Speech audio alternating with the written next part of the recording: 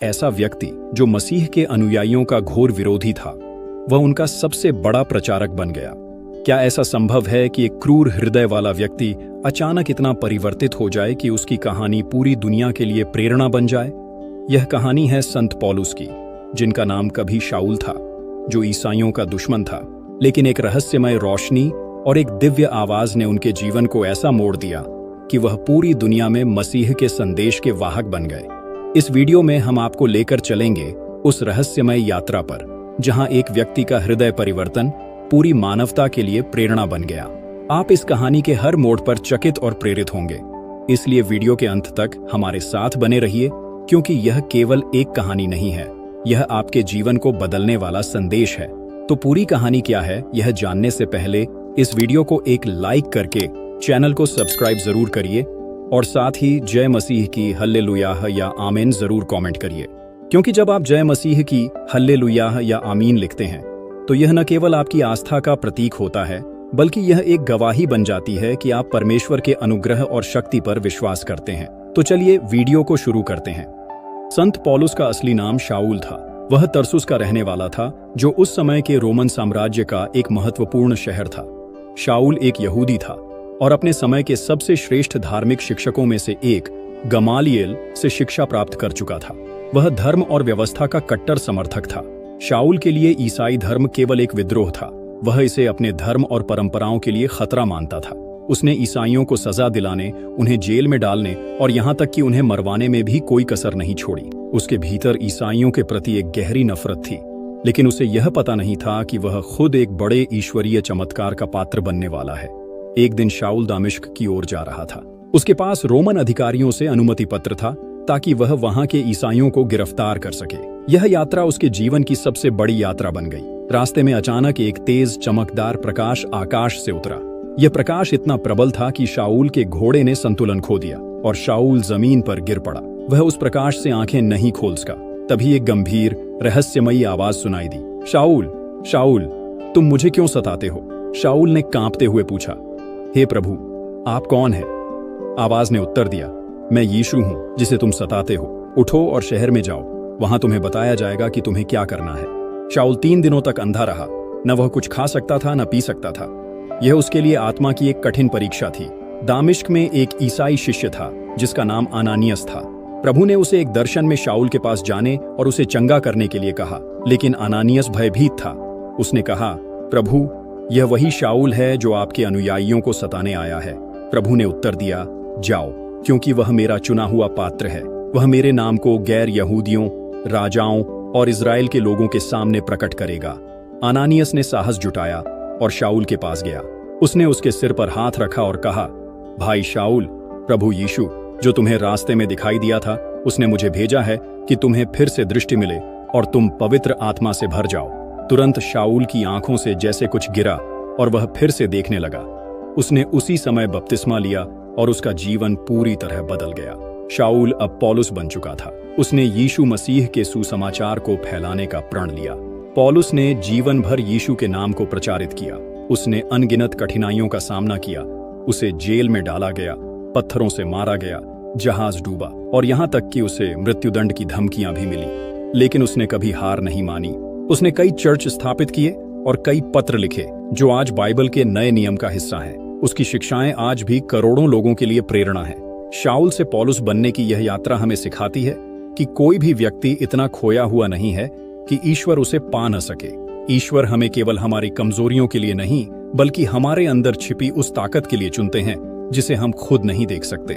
पौलुस की यह कहानी हमें यह विश्वास दिलाती है कि यदि हम ईश्वर पर भरोसा करें तो हमारे जीवन में भी चमत्कार हो सकते हैं। तो क्या आप अपने जीवन में ईश्वर के इस प्रकाश को देखने के लिए तैयार हैं? पौलुस के जीवन का यह नया चरण केवल शुरुआत थी। उसका पूरा जीवन अब प्रभु यीशु के संदेश को फैलाने और दुनिया के हर कोने में सुसमाचार पहुंचाने के लिए समर्पित हो गया। लेकिन यह राह आसान नहीं थी। जब पौलुस ने दामिश्क में यीशु मसीह का प्रचार करना शुरू किया तो लोग चकित रह गए। यह वही शाऊल था जो कुछ समय पहले ईसाइयों का विरोधी था और अब वह यीशु का प्रचार कर रहा था। यह परिवर्तन वहां के यहूदी धर्मगुरुओं के लिए असहनीय था। उन्होंने उसे मारने की योजना बनाई। शहर के फाटकों पर पहरा बैठा दिया गया ताकि पौलुस भाग न सके। लेकिन उसके शिष्यों ने रात में उसे एक बड़ी टोकरी में बैठाकर शहर की दीवार से नीचे उतार दिया। पौलुस ने यह जोखिम भरा कदम उठाया क्योंकि उसे यह एहसास हो गया था कि उसकी जान को खतरा है, लेकिन प्रभु ने उसे हर बार बचाने का मार्ग प्रदान किया। दामिश्क से बचकर पौलुस यरूशलेम गया, लेकिन वहां के ईसाई शिष्य भी उस पर विश्वास करने को तैयार नहीं थे। वे डरते थे कि यह वही शाऊल है जिसने उनके भाइयों को सताया था। तभी बरनबास नामक एक शिष्य ने पौलुस की सिफारिश की। उसने अन्य शिष्यों को यह समझाया कि पौलुस वास्तव में परिवर्तित हो चुका है और अब मसीह का सच्चा अनुयायी है। इसके बाद पौलुस को शिष्यों के समूह में स्वीकार कर लिया गया। पौलुस ने बरनबास के साथ मिलकर अपनी पहली मिशनरी यात्रा की। यह यात्रा एशिया माइनर, आज का तुर्की के विभिन्न क्षेत्रों में थी। हर शहर में पौलुस ने सभाओं में जाकर यीशु मसीह का सुसमाचार सुनाया, लेकिन इस यात्रा में भी पौलुस को भारी विरोध का सामना करना पड़ा। एक बार तो उसके विरोधियों ने उसे पत्थरों से मारकर शहर से बाहर फेंक दिया, यह सोचकर कि वह मर चुका है, लेकिन प्रभु ने उसे जीवित रखा। पौलुस ने अपनी चोटों की परवाह किए बिना प्रचार करना जारी रखा। पौलुस और बरनबास लिस्त्रा नामक एक शहर पहुंचे, जहां उन्होंने सुसमाचार सुनाना शुरू किया। यहाँ एक व्यक्ति जो जन्म से अपाहिज था, वह उनकी सभा में सुनने आया।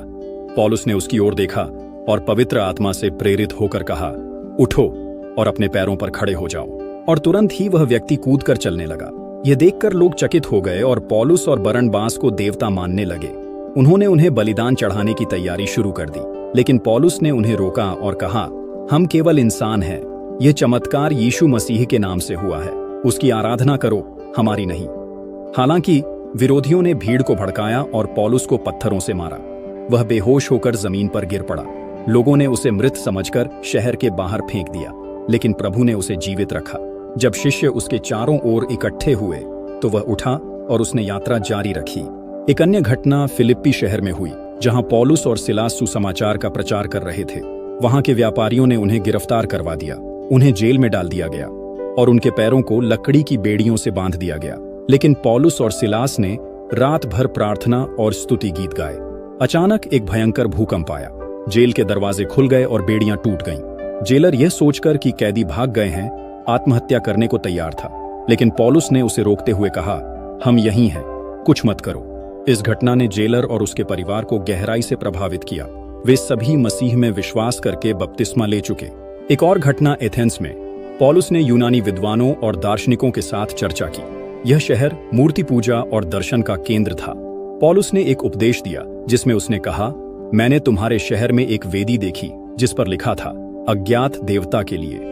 मैं उसी परमेश्वर के बारे में तुम्हें बताने आया हूँ। वह परमेश्वर जिसने आकाश और पृथ्वी बनाई। उसके तर्कों और उपदेश ने कुछ लोगों को मसीह में विश्वास दिलाया, जबकि अन्य उसका उपहास करने लगे।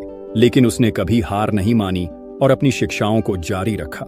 पौलुस के जीवन की सबसे रहस्यमयी घटनाओं में से एक था उसका स्वर्गीय दर्शन। उसने लिखा कि उसे स्वर्ग के तीसरे स्तर तक उठाया गया, जहां उसने अवर्णनीय बातें सुनी और देखी। उसने इसे विस्तार से वर्णित नहीं किया, लेकिन यह अनुभव उसके जीवन का महत्वपूर्ण हिस्सा बना। उसने यह महसूस किया कि प्रभु उसे विशेष उद्देश्य के लिए इस्तेमाल कर रहे हैं। पौलुस की एक और प्रसिद्ध घटना तब हुई जब वह रोम के लिए यात्रा कर रहा था। पौलुस को पता था कि उसकी अंतिम यात्रा रोम की ओर होगी। रोम में जाकर वह राजा के समक्ष सुसमाचार प्रचार करना चाहता था। रोम जाने के दौरान पौलुस जिस जहाज पर था वह समुद्र में एक भयंकर तूफान में फंस गया। 14 दिनों तक यात्री भूखे प्यासे संघर्ष करते रहे। पौलुस ने उनके साथ प्रार्थना की और उन्हें विश्वास दिलाया कि प्रभु उन्हें बचाएंगे।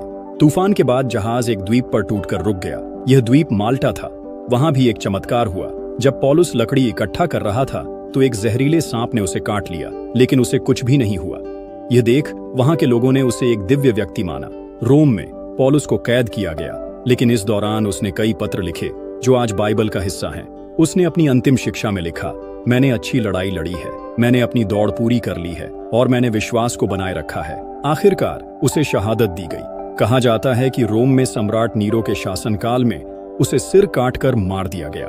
पौलुस की कहानी केवल एक व्यक्ति के परिवर्तन की कहानी नहीं है, बल्कि यह हमें दिखाती है कि ईश्वर का प्रकाश कितना शक्तिशाली है। यह कहानी हमें प्रेरित करती है कि अंधकार चाहे कितना भी घना क्यों ना हो, ईश्वर का प्रेम हमें हर स्थिति से बाहर निकाल सकता है। क्या हम भी पौलुस की तरह अपनी कमजोरियों को ताकत में बदलने के लिए तैयार हैं? क्या हम अपने जीवन में ईश्वर के बुलावे को सुन सकते हैं? दोस्तों, पौलुस की यह कहानी हमें यह सिखाती है कि हर व्यक्ति की कहानी ईश्वर के लिए विशेष होती है। चाहे आप कितने भी गहरे अंधकार में हो, प्रभु का प्रकाश आपको नई राह दिखा सकता है। पौलुस की कहानी हमें यह सिखाती है कि कोई भी इतना पापी या बुरा नहीं हो सकता कि ईश्वर उसे बदल न सके। प्रभु का प्रेम और अनुग्रह हर अंधकार को प्रकाश में बदलने की शक्ति रखता है। पौलुस ने अपने जीवन को एक उद्देश्य के लिए समर्पित किया और उनकी शिक्षाओं ने दुनिया को बदल दिया। आज हमें खुद से पूछने की जरूरत है, क्या हम भी उस आह्वान को सुन सकते हैं जो ईश्वर हमारे लिए कर रहा है? याद रखें, परिवर्तन केवल एक क्षण की बात है। जैसे पौलुस ने अपने अतीत को पीछे छोड़कर मसीह को अपनाया, वैसे ही हम भी अपने जीवन